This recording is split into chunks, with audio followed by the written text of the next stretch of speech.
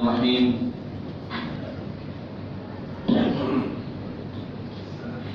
الحمد لله رب العالمين، والصلاة والسلام على سيد الأنبياء والمرسلين وخاتم النبيين سيدنا محمد وآله وصحبه أجمعين، ومن تبعهم بإحسان ودعا بدعوتهم إلى يوم الدين. أما بعد، قال الله سبحانه وتعالى في القرآن المجيد والفرقان الحميد: أعوذ بالله من الشيطان الرجيم، بسم الله الرحمن الرحيم. وإذ ابتلى إبراهيم ربه بكلمات فأتمهن قال إني جاعلك للناس إماما قال ومن ذريتي قال لا ينال عهد الظالمين. صدق اللہ العظیم. محترم بزرگوں، دوستوں اور دینی بھائیوں، مقصد زندگی اللہ کی بندگی اور مقصد حیات اللہ کی یاد ہے. میری زندگی کا مقصد تیرے دین کی سرفرازی، میری زندگی کا مقصد تیرے دین کی سرفرازی. میں اسی لیے مسلمان، میں اسی لیے نمازی. اپنے محبوب سے اللہ نے کہا: قل ان صلاتي ونسكي ومحياي ومماتي لله رب العالمین، کہ کہہ دو میری نماز، میری قربانی، میرا مرنا، میرا جینا سب اللہ کے لیے ہے. ہمارا کوئی بھی عمل غیر اللہ کے لیے نہیں ہے. ہمارا ہر عمل اللہ کے لیے ہے.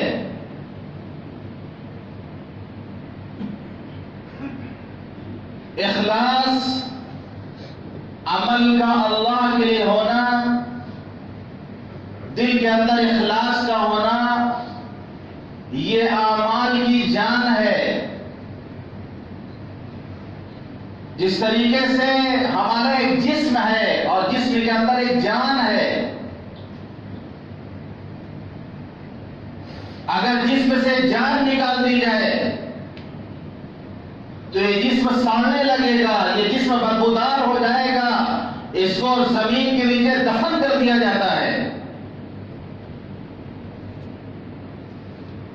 ہر چیز کا ایک ظاہر ہوتا ہے، اس کا باطن ہوتا ہے. ایک اس کا جسم ہوتا ہے، اس کو روح ہوتی ہے. آپ جمعہ کی نماز پڑھنے کے لیے آئے ہیں. نماز میں آپ کا کھڑا ہونا، آپ کا رکوع کرنا، سجدہ کرنا، یہ ظاہر ہے. اس کا باطن یہ ہے کہ خشوع اور خضوع کے ساتھ نماز پڑھی جائے. جو نماز خشوع اور خضوع سے خالی ہو، وہ نماز لپیٹ کر کے نمازی کے منہ میں مار دی جاتی ہے.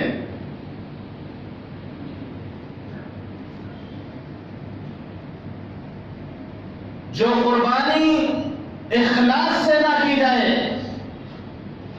دکھاوے کے لیے کی جائے، شہرت کے لیے کی جائے، ناموری کے لیے کی جائے، اس میں اخلاص نہ ہو، اس میں تقوی نہ ہو، اس میں للہیت نہ ہو، اللہ کے ہاں ایسی قربانی مقبول نہیں ہے.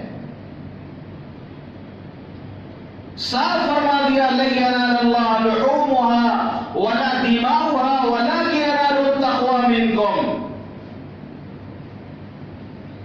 کہ اللہ کے پاس نہ تو قربانی کا چمڑا پہنچتا ہے، نہ اس کا خون پہنچتا ہے. وَلَكِنْ يَنَالُهُ التَّقْوَى مِنْكُمْ، تمہارے دلوں کا تقوی پہنچتا ہے. ہم اپنی زبان سے کہیں، 1000 بار کہیں، لوگوں کے سامنے چلا چلا کے کہیں کہ ہم نے اللہ کے لیے قربانی کی ہے، ہم نے دکھاوے کے لیے قربانی نہیں کی، ہم نے شہرت کے لیے قربانی نہیں کی. یاد رکھیے، اخلاص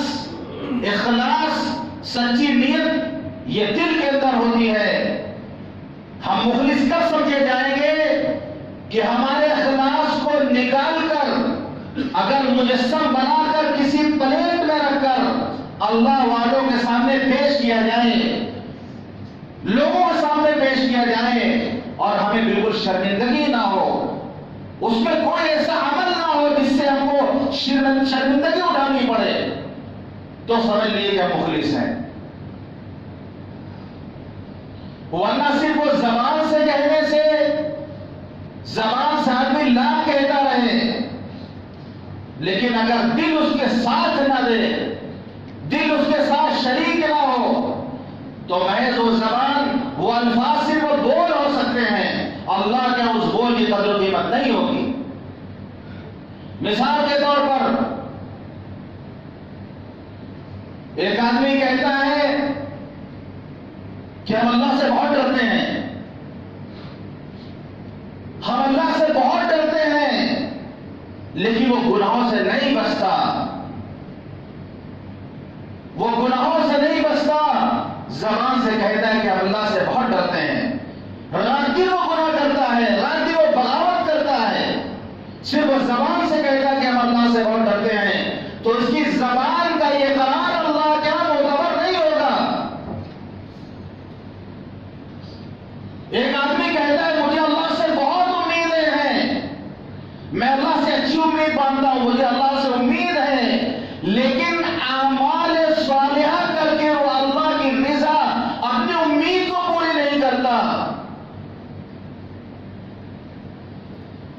فرمایا الکیس من دان نفسہ وعمل لما بعد الموت والعاجز من اتبع نفسہ ہواها وتمنى علی اللہ.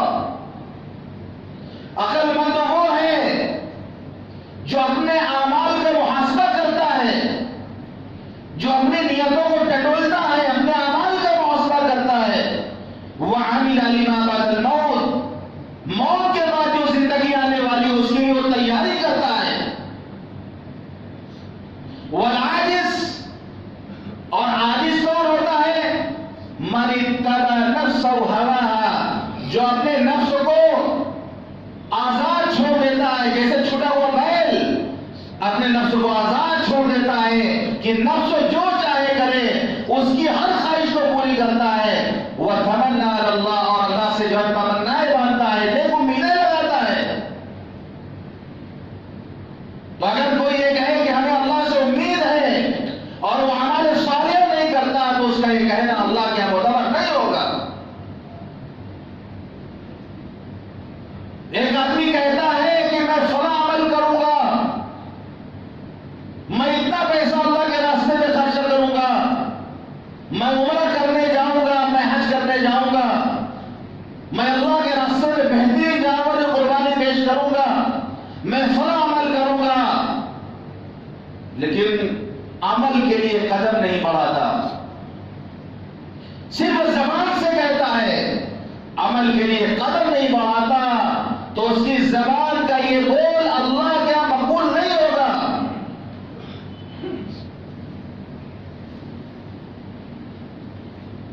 ایک آدمی ہے جو دعا کرتا ہے, جو اللہ کے سامنے دعا کرتا ہے, ہاتھ اٹھاتا ہے, دعا کے الفاظ کہتا ہے, لیکن دعا کے لیے کوشش نہیں کرتا.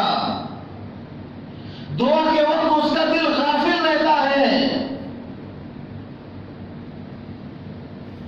آپ نے فرمایا ان اللہ لا يستجیب دعاء من قلب غافل لاہن, کہ اللہ غافل دل, جس کا دل غافل ہو دعا کرتے وقت اللہ اس کی دعا کو قبول نہیں کرتا. زبان سے الفاظ ادا ہو رہے ہیں, ربنا آتنا فی الدنیا حسنہ وفی الآخرۃ حسنہ وقنا عذاب النار, ربنا ظلمنا انفسنا وان لم تغفر لنا وترحمنا لنکونن من الخاسرین.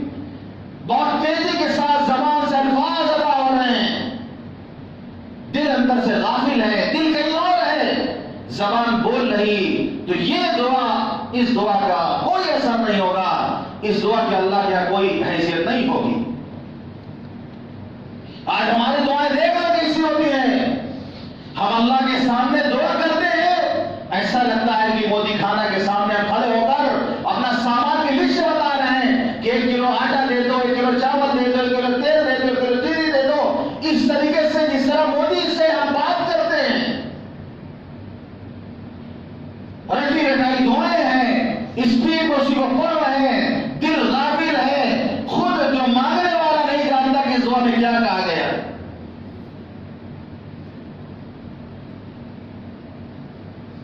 ایک آدمی استغفار کرتا ہے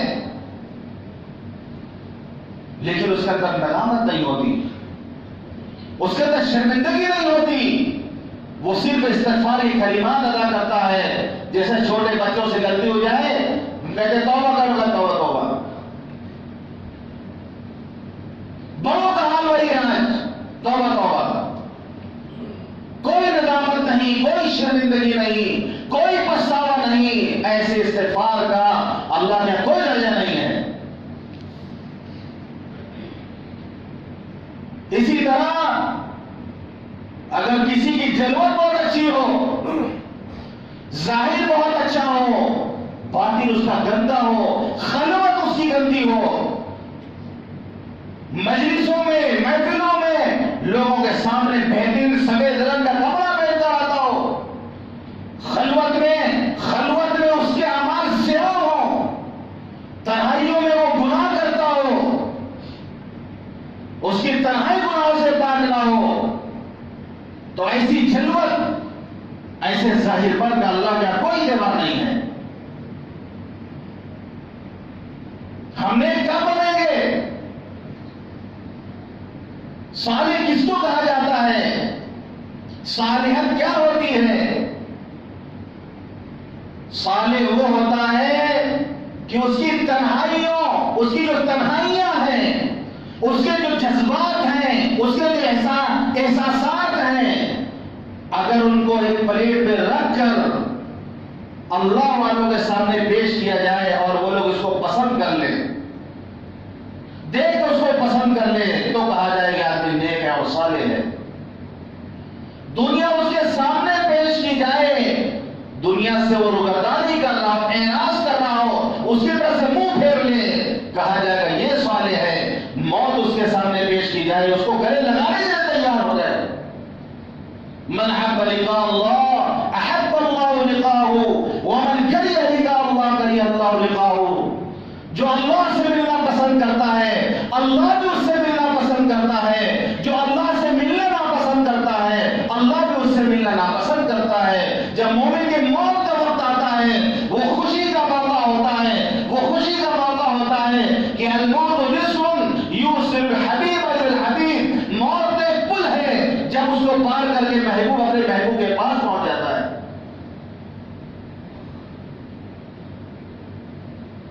تو موت کا وقت اگر اس کا جائے وہ راضی ہو، کہا جائے گا یہ صالح ہے. آج ہماری جلوت بہت اچھی ہے، ہماری خلوتیں گندی ہیں، ظاہر میں ہم نے وہ اجرا لباس پہن لیا ہے، ظاہر میں ہم نے اپنے آپ کو سنوار لیا ہے، لیکن باطن ہمارا گندا ہے. اگر ایسی بات ہے قسم خدا کی، اس سے اچھی تو پلخانے کی بلڈنگیں ہیں، اس سے اچھی پلخانے کی بلڈنگیں ہیں کہ ان کا ظاہر خراب ہے لیکن باطن ان کا اچھا ہے. گھروں کے اندر جا کے دیکھیں کتنا ٹپ ٹاپ لوگوں نے اپنے فریج کر رکھا ہے. ایک فریج آپ کو بڑا خوبصورت نظر آئے گا، ظاہر میں بلڈنگیں خراب نظر آ رہی لیکن ان کا باطن بہت اچھا ہے. اندر سے ہمارا ظاہر بہت اچھا ہے لیکن ہمارا باطن خراب ہے، تو یہ ظاہر اللہ کے ہاں اس کی کوئی حیثیت نہیں ہے.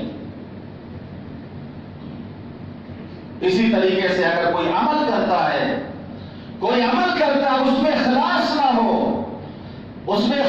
نہ ہو، ریاکاری ہو، دکھاوا ہو، تو یہ عمل اللہ کے ہاں قبول نہیں ہوگا. اس عمل کا اللہ کا کوئی درجہ نہیں ہوگا.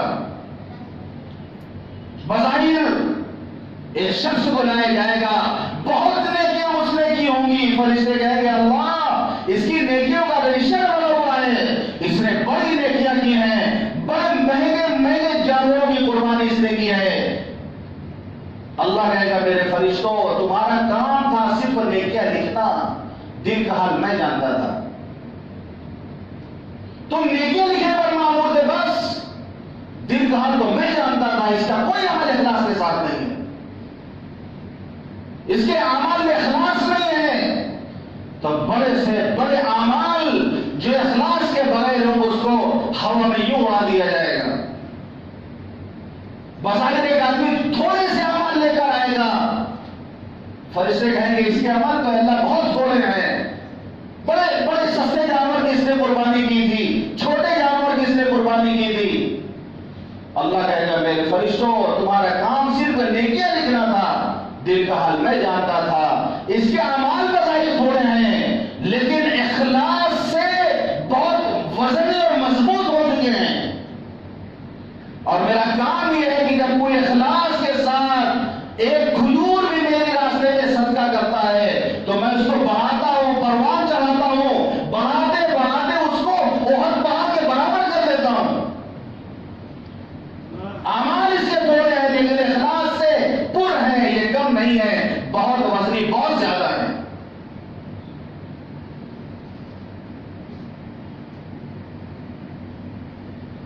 تو ہم اپنے اعمال میں اخلاص پیدا کریں، اس کے اندر روح پیدا کریں۔ جیسا کہ میں نے کہا تھا کل کہ مخلص وہ ہوتا ہے جو اپنے نفلی عبادات کو اس طرح چھپاتا ہے جس طرح گناہ کرنے والا اپنے گناہ کو چھپاتا ہے۔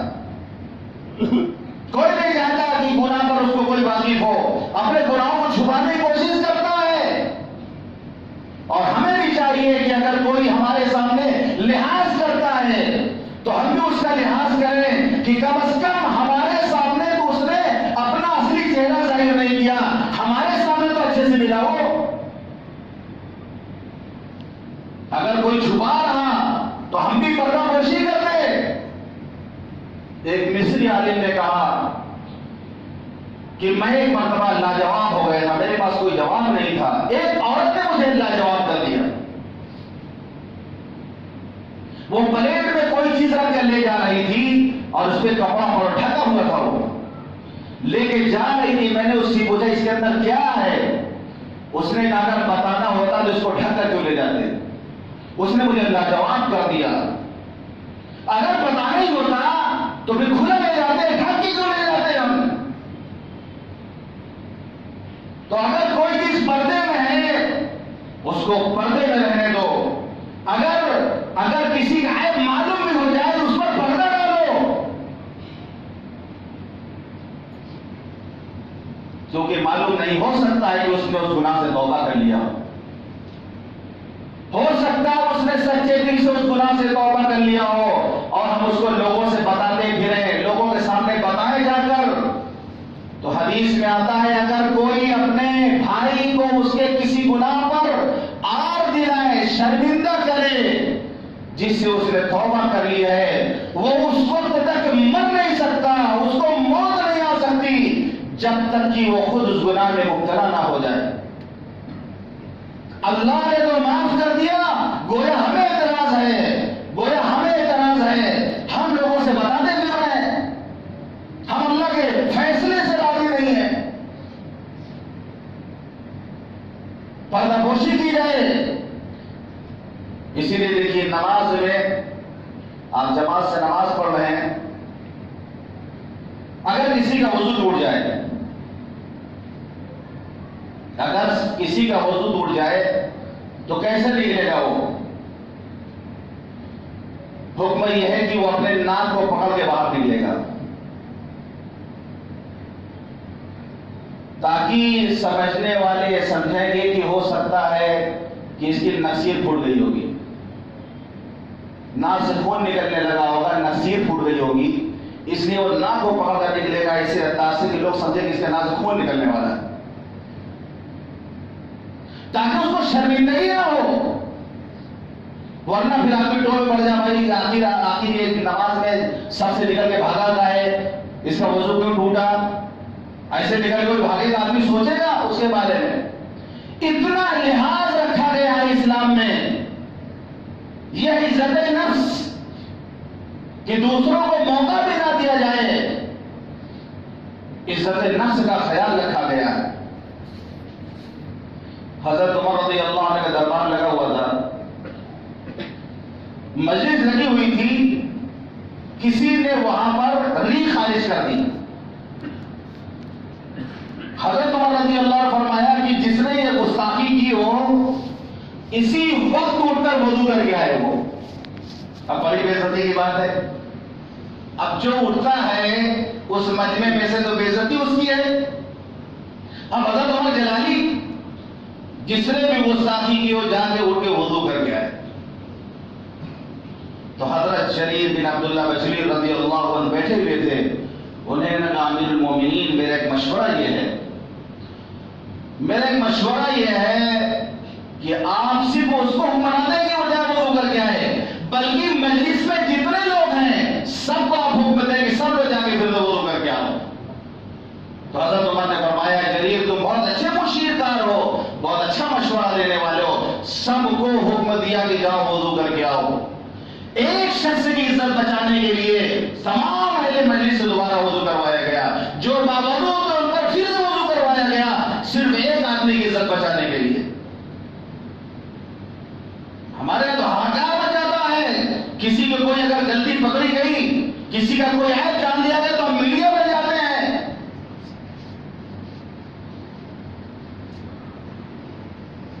تو عزت نفس کا خیال رکھا گیا ہے۔ تو اگر ہمیں کسی کے بارے میں معلوم ہو تو پردہ ڈالنے کی کوشش کریں، اور ہمارا ہر عمل اللہ کے لیے ہو، ریاکاری نہ ہو، دکھاوا نہ ہو، شہرت نہ ہو، ورنہ کل قیامت کے دن اللہ کہہ دے گا کہ یہ عمل تم نے جس کے لیے کیا تھا، یہ عمل جس کے لیے کیا تھا، جاؤ اس سے بدلہ لے لو۔ ہمارے پاس کیا لینے آئے ہو؟ ہمارے پاس کیا لینے آئے ہو؟ قربانی جو تم نے لوگوں کے لیے کیا تھا، جاؤ ان سے بدلہ لے لو، یہاں اب کچھ نہیں تمہارے لیے۔ آپ نے فرمایا تھا مجھے اپنی امت پر سب سے زیادہ خوف، مجھے اپنی امت پر سب سے زیادہ خوف جس بات کا ہے وہ شرک خفی۔ صحابہ نے پوچھا اللہ کے رسول شرک خفی کیا ہے؟ فرمایا الریا، دکھاوا، ریاکاری، ریاکاری، دکھاوا، یہ شرک خفی ہے۔ فرمایا من صلی یرائی فقد اشرک، جس نے دکھاوے کے لیے نماز پڑھی اس نے شرک کیا۔ من صام یرائی فقد اشرک، جس نے دکھاوے کے لیے روزہ رکھا اس نے شرک کیا۔ من تصدق یرائی فقد اشرک، جس نے دکھاوے کے لیے صدقہ کیا اس نے شرک کیا۔